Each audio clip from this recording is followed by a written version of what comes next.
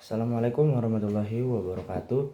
Sampurasun, Bapak Kapa Sekolah, Bapak atau Ibu Guru, kesimpung di pihormat serta siswa atau siswi SMA N 17 Alam yang urang cintai. Langkah tipayan puji sinarang syukur kesangkekan ka Gusti Maha Suci ku rahmat surang hidayahna urang tersanga luhan ieu acara.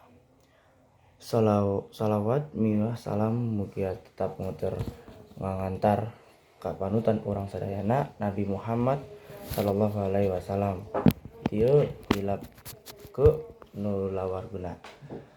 Para sahabatna sareng sadayana umatna karena urang sadaya amin. Palawargi sadaya dina kacamatan ieu sing kuring baris menen diantara anu judulnya taat aturan sekolah. Murid-murid zaman ageuna kada pranatina ayu urang tinggali serangan sabaraha loba babaturan urang di sekolah ieu anu ngalanggar aturan jeung peraturan sekolah. Sakuduna lamun urang boga niat asup jeung ngadap tae di sekolah ieu artina urang kudu taat karena undang-undang anu diterapkan di sekolah. Tapi sakola ege kudu ngeuh aturan make akal pikiran. Pikeun siswa sawataran undang-undang anu diterapkan pikeun diturutkeun ku siswa seperti disiplin dina dadangna pakeun kudu disapur make sapatu hideung eureun bu erang pulang tepat waktu jeung rea-rea deui aturan pikeun siswa. Babaturan anu ku skam karing dipanggeukeun urang cokot contoh di sakola di sorangan masih aya budala anu buuna dicelep bajuna tieu diasupkan keluar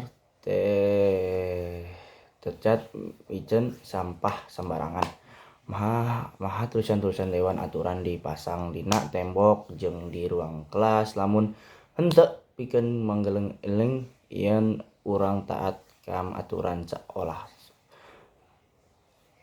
Henteu pikeun paling yen urang taat aturan seolah-olah salaku pinteran wangkul teu dilaksanakeun. Kumardi kita ngarti watan biantara singget sing kuring hayu urang sasarengan introspeksi diri nah urang geus taat kana aturan anu geus ditetepkeun ku pihak sekolah upama anjeunna henteu acan ngamimitan ti ayeuna kami bakal ngayakukeunana. Palawargi sadayana nupina cakep sakitu anu tiasa kasingkuring dipiatur hampunten saupamina seueur kalepetan dina basa tanapi pilih aya anu kujaras mahawarna kuucapkan simkuring. Atur nuhun kana perhatasanara. Salam hormat. Wassalamualaikum warahmatullahi wabarakatuh.